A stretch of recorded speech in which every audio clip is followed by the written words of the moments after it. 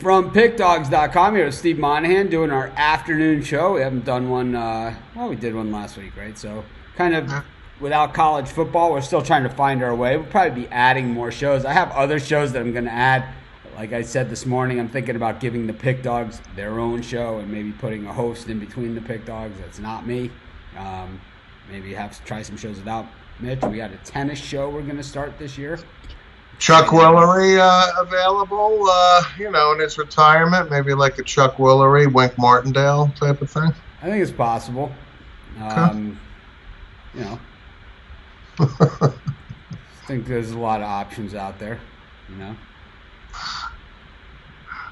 But, of course, done 2 shows already today. We did the Spread Knowledge show. So far, we're 11-5 on those picks. Of the 5 losses, it's only 3 games that we've lost. We lost money line and spread on 2 of those games, so we're really actually 11-3 in game picks. So pretty solid there for the Spread Knowledge. Of course, a lot of people taking advantage of the trial. But speaking of trials, what's going on in Major League Baseball? I definitely wanted to wait till Steve was on to talk about this. This reminds me of the scene in Casino. Where they just start to kill everybody, where it's kind of like their word is out, and it's kind of like the bosses have the meeting in the back room, and it's kind of like it's like the scene in Goodfellas. It's like that part in Goodfellas where after the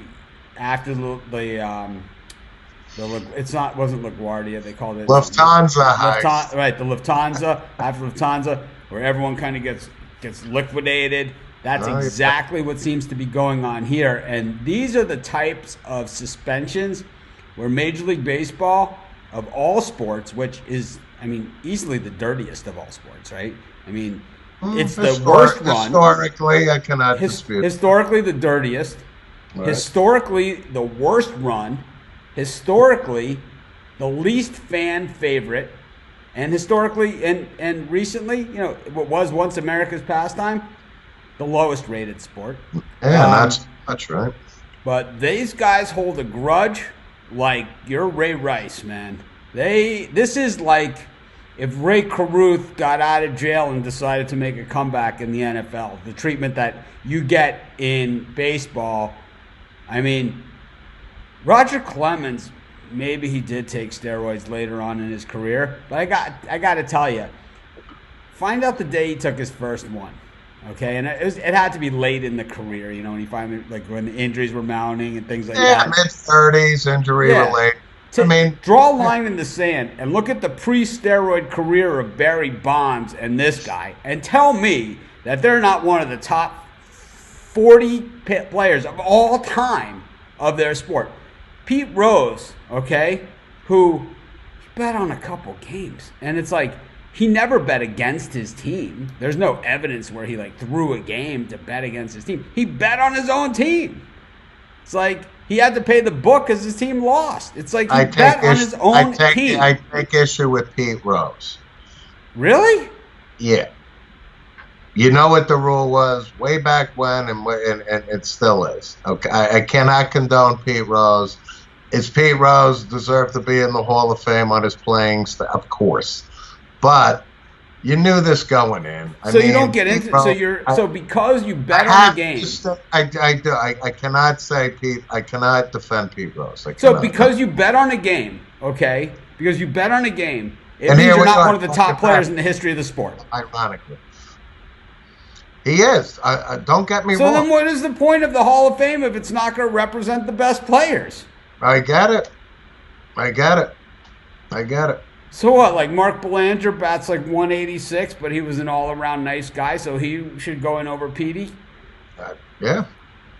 I don't think so, This is a debate for another day, but at the end of the day, if Pete Rose came clean when Bart Giamatti was still alive and said, yeah, I did this, I did that, he apologized, did his contrition, Pete Rose would have been in the Hall of Fame 20 years ago, and we wouldn't even be having this discussion. So Bob Gibson, right? Okay. And again, the Hall of Fame's not about being, a good guy and all this stuff. Okay. There's plenty of scumbags. ESPN Classic. Ty Okay? Cobb being the biggest scumbag of them all. ESPN Classic is like relegated to the high 600s now, right, on DirecTV, right? I mean, they have one viewer, okay? It's me, right? It's me. I watch it on a loop. I love it, right? I watch it. So there was a World Series, right, between the Detroit Tigers and the Cardinals. They played in the World Series, okay? I watched this, okay? I watched this game, and I've watched it a few times. Okay, so the Tigers had this first baseman. Oh, God, what was his name? Willie Horton? Yeah, Willie Horton, right? So Bob Gibson's on the mound, right? And he stares Horton right down in the face, and he looks at him like, I'm going to put this in your ear, okay? You take one more, you even look at me, you even pretend that you're going to get an inch closer to the plate, this ball is going right in your ear. Chin music, absolutely. That's okay? Well, that was the game back then. I mean, Bob Gibson, it's not like the first time Bob Gibson did it. I'll tell you what happened. Don Drysdale. Oh, this is we could talk 9 hours on this stuff. I'll tell you what happens on the pitch. Gibson throws the pitch. It looks like it's headed right towards his ear. Horton ducks to the ground like he's, for like sprawling like the grenade, like a bomb's coming over his head, like he's dodging gunfire. Sprawls out on the ground. The ball curves back in, catches the corner, and it's a strike. It's like it's filthy. I think it was it could have been the '68 World Series. I think it was. Danny McClain and Mickey Lolich on the Tigers. Tell you what, Al Kaline on the Tigers, that type of. And it's like, they throw the ball back to Gibson. He's just, goes ready for the next one. It's like, and I'll tell you what, one thing he didn't do either when watching Bob Gibson, he didn't take 10 minutes in between every pitch. No, he didn't. This guy reared back and he threw it and I'll tell you, and if it happened to slip out of his hand and took your head off, he really didn't. He wanted the ball back and he was ready to go. Right. Now back to baseball here, okay? Is it the most corrupt, whatever? I mean, listen, since Abner Doubleday invented the game, they've been trying to get this competitive advantage, stealing signs. You can do whatever story you want. The Gaylord Perry for 23 years, everybody knew, he threw the spitball. Guess what? Never got caught. The bottom line is don't get caught. Okay, and I'm not condoning it, but here we are in this technology era where, Jose Altuve literally is batting 380 at home, 310 on the road for what, 350? And I'm not saying he's not a good ball player. I'm not. But the point is, don't get caught. And you know what? When you get caught, the hammer comes down. Major League Baseball has to, quote unquote, be pious about So he gets O'Leary'd, right? He was a player on the trade. He gets Jordan O'Leary for the Mets. Carlos Beltran was front and center on this. He really was. I mean, to be the only player named, he knew what was going on. And you know what? The Mets took 3-4 days to fucking finally fire him. Even the Mets could not withstand the PR lash. Major League Baseball put Carlos Beltran in the report knowing that the Mets better fire him, because if they don't, then, 2 years ago, the Red Sox win the World Series. Then all season the Mets are dealing with the PR. 2 years ago, right, the Red Sox win the World Series. Alex Cora, they try and take away his trophy too? I mean, I don't understand what's going on here. Well, it doesn't sound like the titles will be vacated. So, what about his staff? What about they all knew it?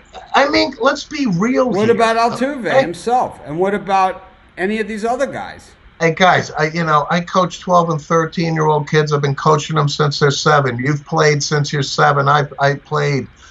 We all played. You telling me you don't know what's going on in a clubhouse? I don't care if it's 15 kids on a team that are playing Little League baseball. Everybody knows what's going on, but you know what? What goes on in the clubhouse stays in the clubhouse, right? So then the other thing is Mike Fiers is now being, I don't know, kind of called out as being a quote unquote rat. But Mike Fiers was on Houston. He knew what was going on. He goes to the Oakland A's, and now he's going to pitch against the Houston Astros, knowing that pretty much they know exactly what pitches they're going to throw. Why? Because there's a HD camera in center field piped into the clubhouse, where then somebody bangs a garbage can, and then somehow, I was a pretty good baseball player when I grew up. Okay, and playing baseball and hitting, a lot of it's guessing, okay? And if you're going against a good pitcher, believe me, it helps if he's throwing cheese or the curveball or the slider. It just does. So that's a competitive advantage. But again, they've been doing this for 120 years. I'm not naive to the fact. Bottom line, don't get caught. And then there's the other things. So when a guy's on second base, right? When a guy's on second base, and he's jumping up and down, right? And he's like, you see it all the time, Sure. The guy's on second base, and he sees the sign, and he does a little step, and he does a little this, and he's clearly stealing the signs and sending them to the bat. It's so clear. I believe it was the 76 World Series against the Yankees that it was Ken Griffey sending him back to George Foster, right? It was obvious. Sure. So what's the difference? I know. And listen, I am not just sitting here saying it's the Houston Astros and the Boston Red Sox. The bottom line is they got caught. Every team tries to do it. Some do it better than others. And guess what? This controversy will fall back into the wayside, and then new controversy is going to happen. Can I equate it to steroids? Yeah, but these guys are done. I think A.J. Hinch gets rehired in 2 years. Absolutely not. There's no New Mexico State like that in college sports. Like these coaches, they resurface at UTEP. There's no UTEP, right?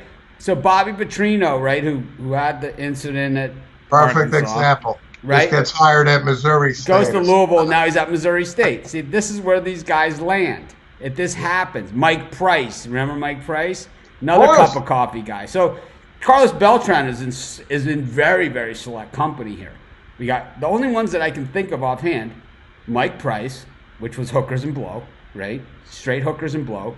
George O'Leary, fudging the resume, which personally I respect.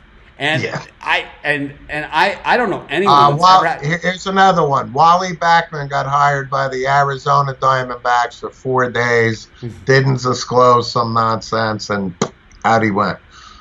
That's another one. O'Leary, who fudged the resume. You got Mike Price, and now Beltran are in that same thing where it's like you were the manager, but you never coached a day. That's exactly right. It's like I don't know, man. But the thing about Notre Dame fired O'Leary. Notre Dame fired O'Leary. They woofed shit for the next 10 years. They would have been a powerhouse with him. Right. So what? He lied on his resume. I got news for you. Anybody out there that works for Shearson Lehman Brothers, Dean Witter, or any place I've ever worked, I fudged my fucking resume. Come and get me. Fire me. I never had a job where I didn't fudge my resume. And I'll tell you what else I've also done, which I hope these guys did too. I hope O'Leary did this, is you give your friends out as references. I mean, how hard is this? Call Steve Monahan. He was my boss at this job I made up. It's like, oh, Mitch is looking for work. Have him call me. Hey, we got a comment from Keith. Keith's breaking my chops here, saying I keep saying don't get caught, that they got told on. Hey, Keith, it's the equivalent of he got told on. I don't care how they got caught. They got caught. Okay? I mean, whether they got ratted on by fears, they got caught. All right. So we'll come back. We'll come back. We're going to disagree all the way around on the baseball stuff. I'm pro Pete Rose, pro betting on your own team. I think getting a performance bonus based upon the number of wins that your team gets is no different than betting on your team to win. Okay, that's what I think. I think that you should get paid based on if your team wins or loses. We're going to see a lot more competition that way. Again, the only thing about Pete Rose, as I'm saying, is you knew what the number one rule is when you walk into a clubhouse at 18, 17 years old. Don't bet on your team. That's it. I mean, that's it. Maybe he couldn't get a seat at the poker table with Lenny Dykstra. Maybe he just wanted some action. You know? It's like, believe me, those seats at Dykstra's poker table are tough to come by. There's a waiting list to play poker with Dykstra. That's true. Boy, what a disaster Lenny turned into, man. Let me tell you something. Apparently, not the best poker player out there. No, he's not. He's not the most gracious human being either. Oh, man. So Odell Beckham Jr. goes onto the field after LSU wins the national championship, hands out cash, and then slaps the ass of the security guard, and now there's an arrest warrant out for him for assault. I couldn't be happier. Was it a male or female? I don't know. It don't matter. And so you think that, you know, I mean, how far is too far, you know? And Joe Burrow admits to taking the money. He says, no longer a student athlete. So, at what point is he no longer a student athlete? As soon as the gun at the end of the fourth quarter. Has he cleaned out his dorm room? He's a graduate guy. So. Has he cleaned out his dorm room? I don't think he lived on campus. He was taking online classes. Did he return? He already has his degree, you know. But my point about OBJ is, you know, because I'm in North Jersey and the Giant contingent, and there's still the debate that Gettleman, why did he trade OBJ? Perfect example. You don't need this nonsense with this guy. It's all about him. Is he super talented? We'll say it 1,000 times. He don't play for me. I want character guys. I want guys that are not all about themselves, right? Why? He can't just go to support LSU as an alum there and sit on the sideline and root these guys on. He's got to do this circus. It just never ends with this guy. I just really, I'm happy that he's back in the news for all the wrong reasons. There you have it. That's my stance. I'm sorry. So no, not sorry. Now we start turning, you know, to the NFL draft. Joe Burrow is here front and center, right? He's got to be, don't you think? Cincinnati Bengals. It's like death sentence, right? You know, yeah. Pretty much. Does he hold out? Does he pull a John Elway and say, I ain't not going? You know, let's switch gears a little on Joe Burrow. But you and I had a sidebar after the game on maybe Tuesday, right? And I posted, listen, I mean, he had 60 touchdown passes, 70, blah, blah, blah. All I said was Joe Burrow statistically had the greatest college season. But that doesn't mean the errors, right? And to your point, and you showed a video of Roscoe Parrish getting, from the Miami Hurricanes, getting absolutely annihilated in a Florida State game, right? Is Joe Burrow going to throw 60 touchdown passes in 1987 or 85 or 1973 with Jack Tatum playing at Ohio State? No, I'm not saying that. But it's different era, different rules, and all this other thing. And my only point was, you know, and here I am, I'm saying, does he translate to the NFL? I'm kind of like looking at him going, you know what? A.J. McCarron won a national championship at Alabama, and he went to the Bengals. Granted, he was a second, third round pick or something, but they're kind of similar in physical stature, this, that, and the other thing. So my only point is, you know, to your point, that sentence going to Cincinnati, more likely than not, right? Where am I going wrong? I mean, I would have to think that he's there for Cincinnati for the taking. It's just a matter if the Bengals decide if they can get enough value trading the pick. Because if they move back, if Miami really wants him, they certainly have the ammo to entice them. They've got. I mean, and the other team in play would be the Carolina Panthers. Now Joe Brady got hired as the offensive coordinator, 30-year-old from LSU. We'll say this owner on Carolina's got a ton of money. But I just don't see it. I just see Cincinnati standing pat. They need a franchise quarterback, and Joe Burrow's an Ohio kid. Like you said, unless they get like 3 first rounds or something, absolutely ludicrous offer, maybe they do it. But odds are that I just think there's too many other good quarterbacks out there to pass on even a reasonable deal. I agree. I'm not disputing that. I like Justin Herbert personally. I like him the best of this bunch. And I'll stand behind that one. I think he's tougher, and I think he's got a better arm. I think he played with less. I think he's just a better player. He didn't really shine in the Rose Bowl, though. They won. They beat Wisconsin. He didn't really shine, though. They won. They won the game. How about in the Utah game for the Pac-12 title? How do you do in that game? My only point is Herbert wasn't, 28 of freaking 35 for 440 yards and 6 touchdowns. Well, they did win. I will grant you that. Well, I mean, we could look at statistics of some of these gem quarterbacks. As we're going, I'll just throw out statistics of college quarterbacks, and we'll see if you can name who these people are. All right. And some of them will be superstars, and some of them are going to be bums. Okay, here's one for you. This guy he was 63.1% completion percentage, 4,699 yards, 46 touchdowns, and 15 interceptions. He had a QB rating of 152.5.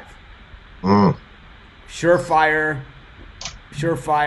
Hall of Famer or Bustorama? Go Trevor Lawrence. Nope. No way he had 40. No way. He didn't have 46. I don't know. There's too many out there. Who? Andre Ware. Oh, I thought we were talking about the current crop. No. I'm just talking about in general. Oh, yeah. Okay. No. All right. How about this? How about this? 60.2 completion percentage. 3,819 yards, 36 touchdowns, 11 interceptions, 147.7 QB rating. Bust or NFL Hall of Famer, surefire? I'm going to go bust. I'm going to say that's Peyton Manning, his senior year at Tennessee. Okay, so there's no, this is how much the game has changed in just 20 years. And the funny thing about Peyton Manning, too, is his first couple years in the NFL, when we talk about, how it might disdain for Jameis Winston. But I think Peyton Manning had, the most interceptions in his first, 3-4 years in the league, right? I'll go one more for you. This one you'll never get, okay? I didn't get the first, though. You haven't gotten either the first two, and you haven't even been close. Okay, how about this one, okay? Here's this guy's senior stats. 49.1% completion percentage. 2,041 yards total passing.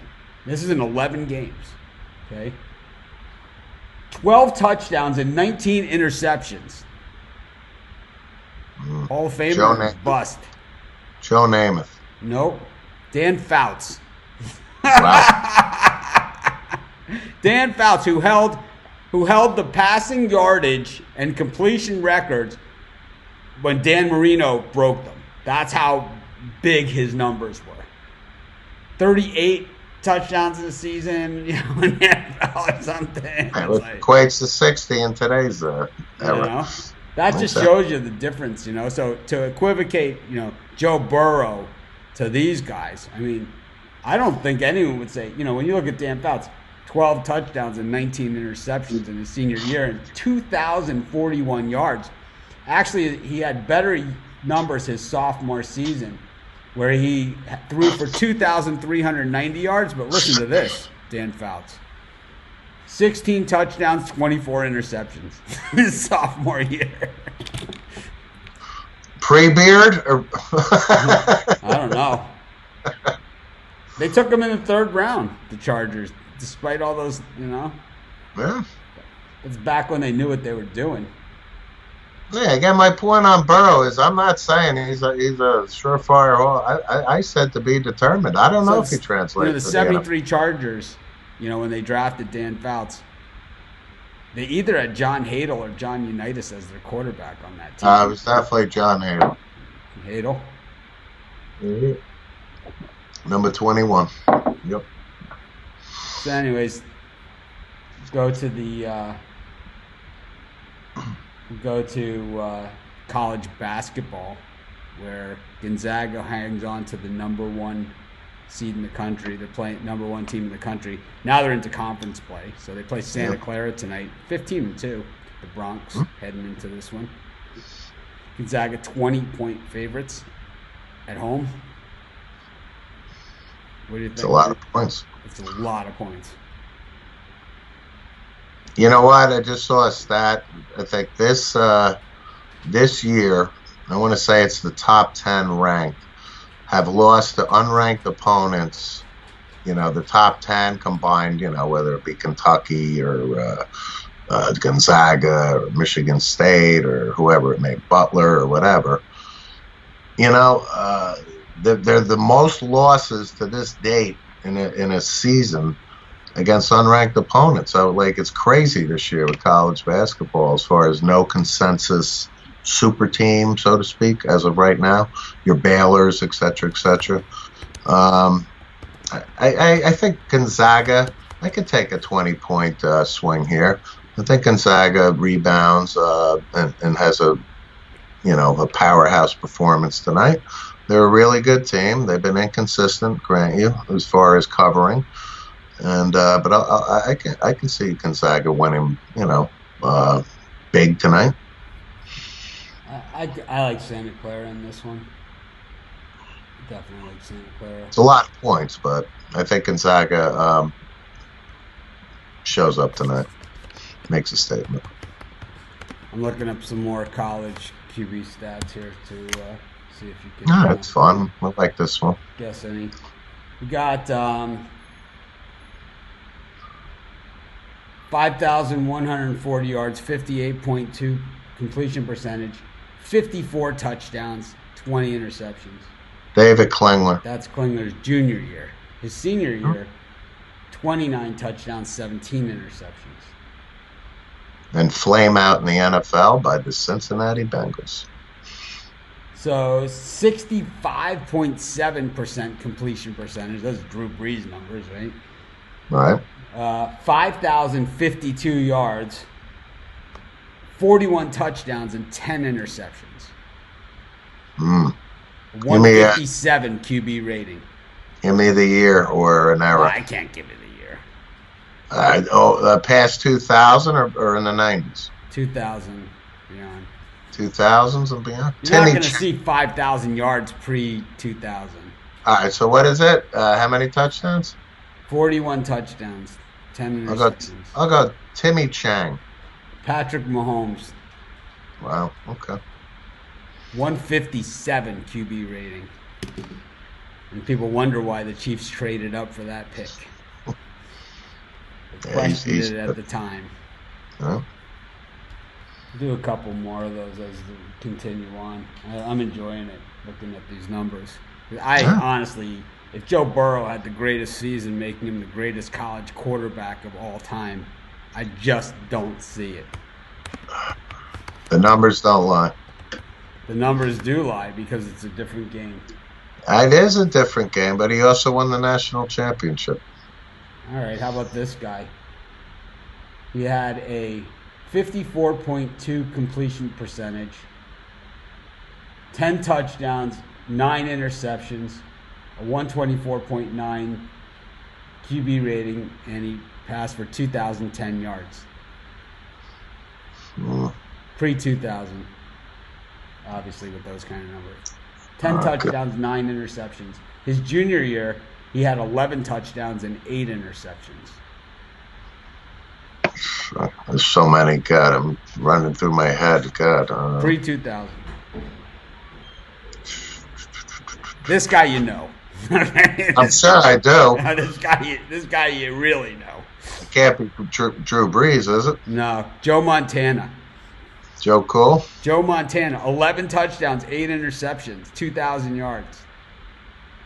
And you wonder why the Cowboys passed on him. Notre Dame never passed the ball. This is how the Cowboys passed on him.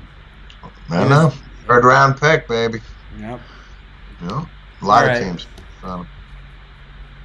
So let's take a look at tonight's. I feel like Rudder in Jeopardy right now. Well, let's go to. We'll go to this weekend's NFL games since we lost most of our audience at this point. We're sick of these questions. So we got the first game is the Chiefs against the Titans. Titans obviously just rolling right now. The Chiefs, they were down and out and rallied the troops. They circled the wagons. We saw the Buffalo Bills do the same thing one year. I actually went into the Facebook group at that time when it was 24-0, and I said, I've seen this before. I like the Chiefs. Twice. I like the Chiefs. I've seen it twice. And I like the Chiefs in this spot because it's too early. You know, the 24-0, it's not like it's midway through the third quarter or something. It just happens way too early. And both times that I've seen that happen, it happened the same way. That was the exact score of the Miami-San Diego game. It was the exact score, like at the exact point in the game. And that's when I went into the Facebook group and I said, I was at a game that it did this. And it was the exact same thing. I was just waiting for the hook and lateral, you know, to end the half. I remember that live. God, I mean, what a game that was. But right? And you were there, right? But, you know, the Titans also had a big play where they, you know, in their history where they've, you know, gone on to big things. But this looks different. This looks to me, this Titans team, and, you know, call me crazy, but this to me looks like the Ray Lewis Ravens team and the Giants teams that beat the Patriots, where it was like, no one's going to beat these guys. How are you going to beat these guys? You know, because they beat the Chiefs already this season, which you don't hear a lot of. I guess I don't watch ESPN, so I don't know if they're talking about it or not. But they beat them already this season. It's been mentioned, yeah. But it was a weird game. I mean, that was a weird game. It's one of those ones I'm watching on my phone because I'm at Office Depot, you know, and it's like, what?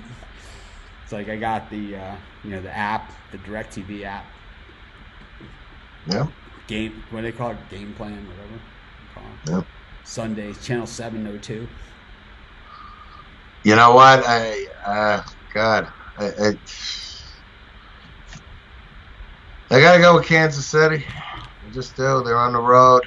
Derrick Henry, you know, what can you say about Derrick Henry, the first running back in NFL history to have 180 yards in 3 consecutive games? And, you know, at the national championship game, you saw a lot of the best players ever to play, from Gale Sayers to Jim Brown and so on and so forth. Walter Payton, Sanders. I mean, the list is endless.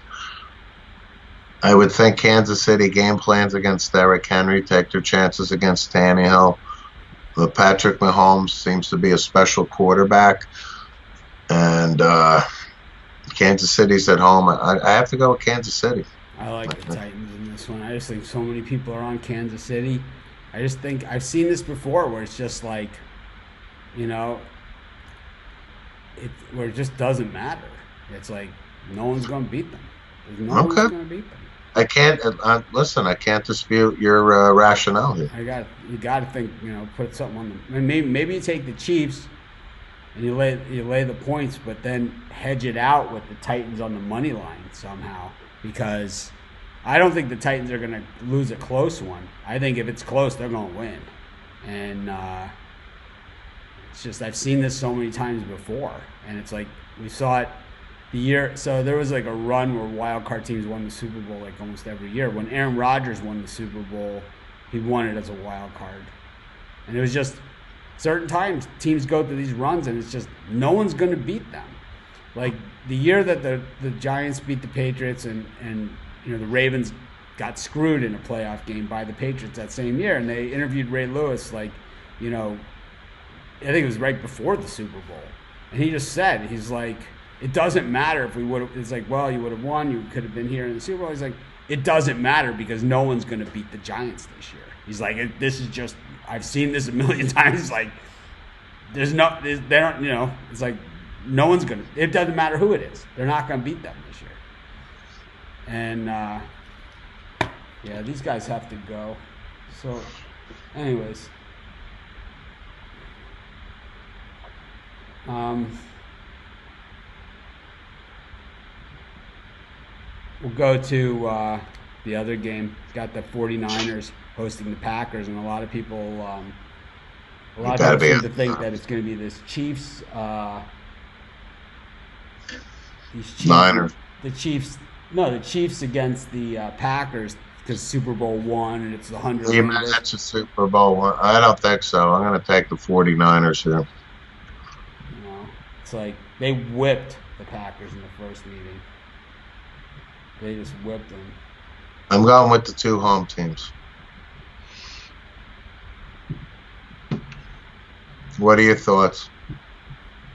I think this one's a little bit tougher because it's like the 49ers beat the Packers so bad in that game. And Aaron Rodgers, I mean, he really hates the 49ers guts. I mean, he hates their guts. And they're going to show that clip about 100 times. It's like, are you disappointed by, when that the 49ers didn't draft you? Not as disappointed as they're going to be by not drafting me, right? I mean, they're going to show it 100 times.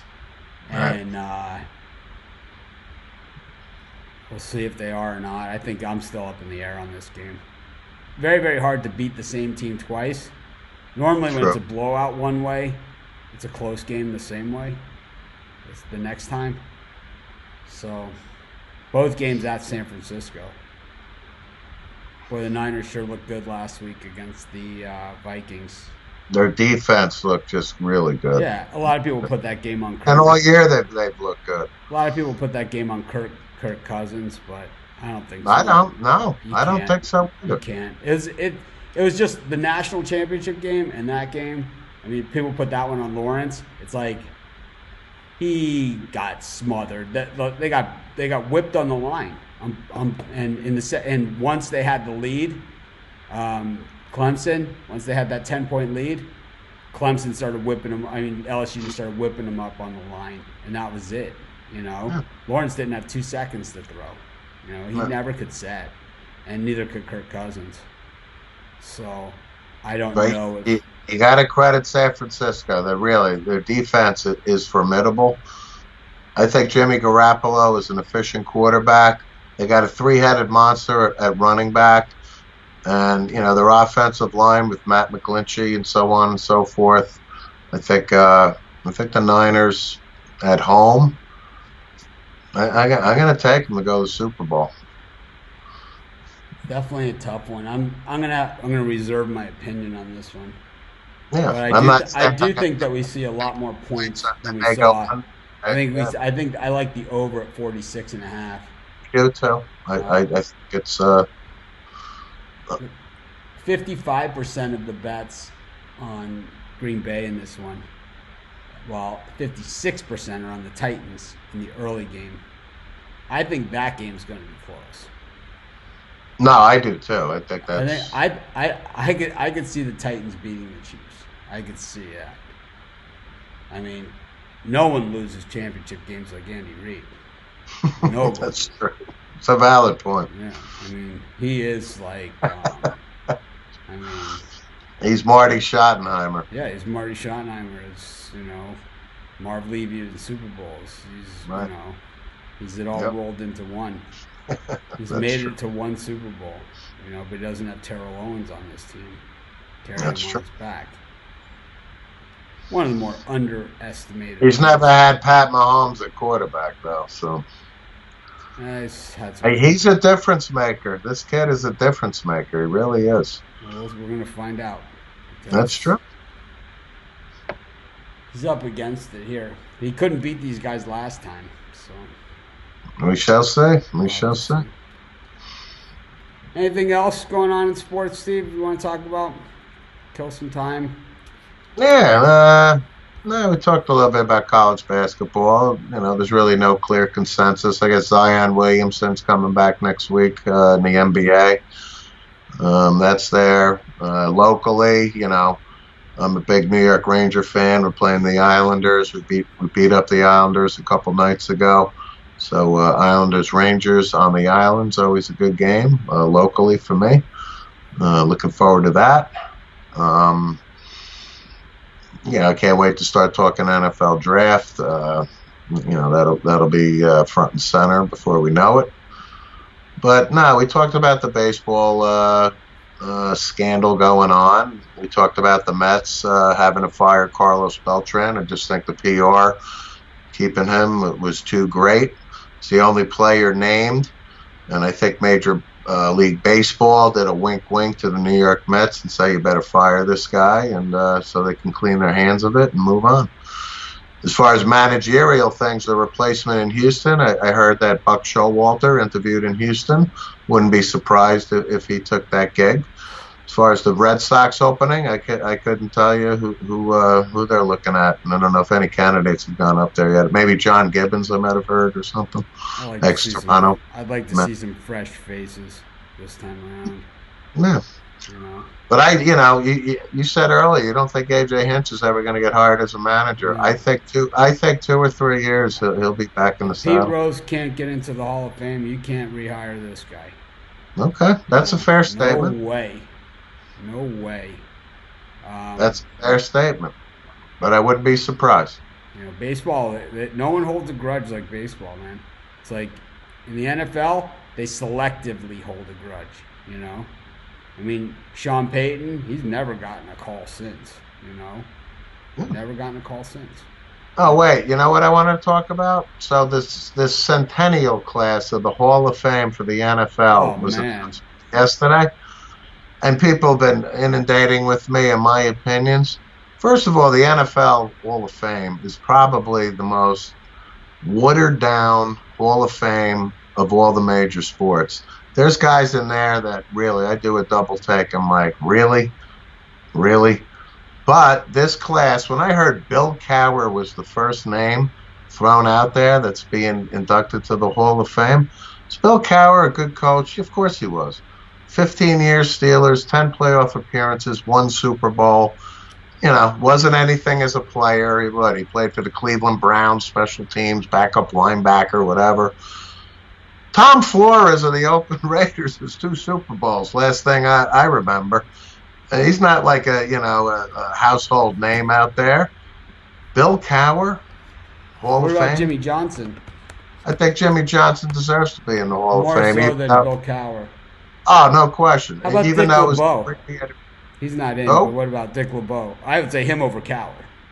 Hell yeah. No question. Donnie Shell, Pittsburgh Steelers safety. Nice player. Yeah, okay. Hall of Fame? I don't think so. Joe Klecko's name was not on this 15 names. Joe Klecko was one of the most dominant defensive linemen. Short career. You got people like Howie Long. Short career. I get that, but very dominant. Very dominant. Not very dominant. Some omissions. I'm a Dallas Cowboy fan. Drew Pearson. All set. Cliff Harris made it. I know. Listen, I'm a big Dallas Cowboy fan. Nice player, but do I think of Cliff Harris as Hall of Fame? I don't. He was on the wrong end of the Lynn Swann catch, right? That was no, that was Mark Washington. Oh. He was the one who patted Roy Jarrella on the head when he missed the field goal. Lambert knocked him on his ass in the Super Bowl. Cliff Harris, was he the one that... No. Number 43, safety, Cowboys. Yeah, I know. Him and Charlie Waters. I know. I know you know. He's not. No. Like, No, I don't think he's a Hall of Fame football player. I think he's great career. Like Ronnie Lott is a Hall of Fame safety. Yes. I do not equate him in this. Jake Scott, Miami Dolphins. He's probably a better safety than Cliff Harris. Well, he was Super Bowl MVP. I know, but is Jake Scott, you think of a Hall of Fame guy? Not really. Jake Scott was actually, of his era, the top safety of his era. Cliff Harris was not.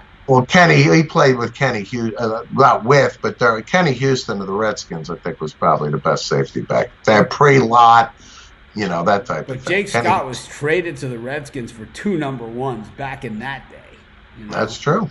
Back in those days, man, when number ones were really something because there was no free agents. Yeah. Jake Scott is big time. But my point about this NFL is you're going to name 15 freaking guys in 1 year? That are not even these are guys. What I didn't understand is that these are guys that played a long time ago. Most of them. Yes. There was no fresh names at all.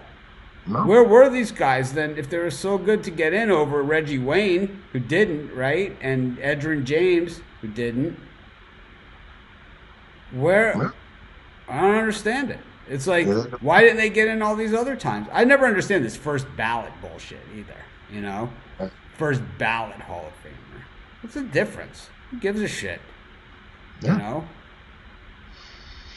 So what was some other names? Winston Hill, New York Jets offensive lineman back in the Super Bowl days, early 70s. Okay, it's a nice player. Hall of Fame? I don't know. We could go on and on with the names that they threw out there. But I really take exception to Bill Cowher. It's so weird, that first ballot. It's like one of my brushes with greatness, and I've had a lot of these, man. It's I've met a lot of people because I recognize them, more so than most people do. Like when I ran into Jim Palmer in Miami that time, and I said to my friend, "There's Jim Palmer, Cy Young Award winner," and he heard me say it, Jim Palmer. And you know what he said? What? 3 times. That was my conversation with Jim Palmer. That's true. Yeah, that was all he said to me. It's awesome. He wasn't whatever, nothing. He just turned around and he said, 3 times. That's correct. I know, but it's kind of Right. I don't know who gave up a longer home run, Jim Catfish Hunter or Jim Palmer, but you know what? They're both Hall of Famers and great pitchers, man. Cy Young guys. Howard Twilley, when he used to live, when I went over to Howard Twilley's house for the first time, knocked on his door to get his autograph. Everyone's like, "What did he say? What did he say?" "Son, your pen doesn't work." It's Number 87, Howard Twilley. 81. Correct. 81, Howard Twilley, 81. "Son, your pen doesn't work." I'll be right back. Muhammad Ali, can you sign this? Can you put 2 Mitch? Muhammad Ali. That was it. It's thank you.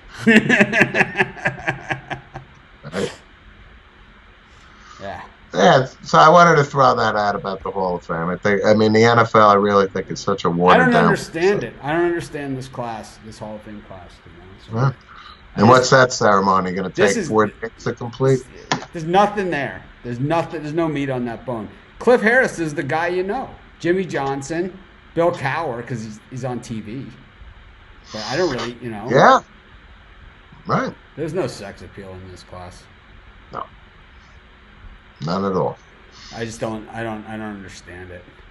But if I remember correctly, Jack Tatum is not in the Hall of Fame, and you're going to tell me that Cliff Harris, and I'm a Cowboy fan, is better than Jack Tatum in the NFL? Because Jack Tatum has the incident, so it's Of course he has the incident, but let's be real too, as far as talent. Oh no, Cliff Branch, Harold Carmichael makes it. Jack Tatum was named to the college football 100, I believe the 100 or 150 greatest players of all time. That's correct. He wasn't and also ran on the list. He was, I believe, in the top 50. Right. Harold Carmichael, Philadelphia Eagles. Nice receiver, had a long career, tall guy. You think of Hall of Fame? Come on, give me a break, man. Give me a break. Over Reggie Wayne? Over Drew Pearson. Same era. Yeah, same era. He played with Papali. He did. Played with Papali. Invincible. Mark Wahlberg. That's right. Hell of a football player. Think about him. He's such a great kid. He's such a great kid. It's like running into Jimmy Smits. Why the hell did you leave the firm? You were on track to make partner. It's like, oh man, You gonna let Becker make partner over you? it's like Mackenzie, Brackman, Fuentes. Oh. All right. I think we've killed enough time here. Probably get back to picking games a little bit more tomorrow. Just wanted to get back on the air, talk about the events of the week. I think that it's fun to do something like this. And we'll see you guys later on. Of course, I'll be back tomorrow at 10 a.m. or earlier than 10 a.m. I'll do my spread knowledge picks, 9:45 a.m. And then I'll do my my regular show with the Puck Dogs at 10 a.m. Hopefully Rod's feeling better. I'll see you guys later. Thanks, Steve, for joining us. Thanks, Enjoyed just talking sports. Maybe that's what we'll call this. Well, Steve already has a show called that. We'll call it something else. We'll figure something. Call it The Howard Twilley Show. Yes. Son, your pen doesn't work. Like, I have all these great brushes with greatness that are they're all very similar. Why were you like looking for the backup going, damn. It's like, damn. And the thing is that I always count these as, you know, when they say like Jim Palmer or whatever, I met Jim Palmer. It's like, I didn't really meet him. He turned around and said 3 times. You know, it's like, I don't know if you'd call that it's like, that's what my friend Greg is like. I wouldn't really call that a meeting, Jim Palmer. You know? I was within earshot and he heard me, okay?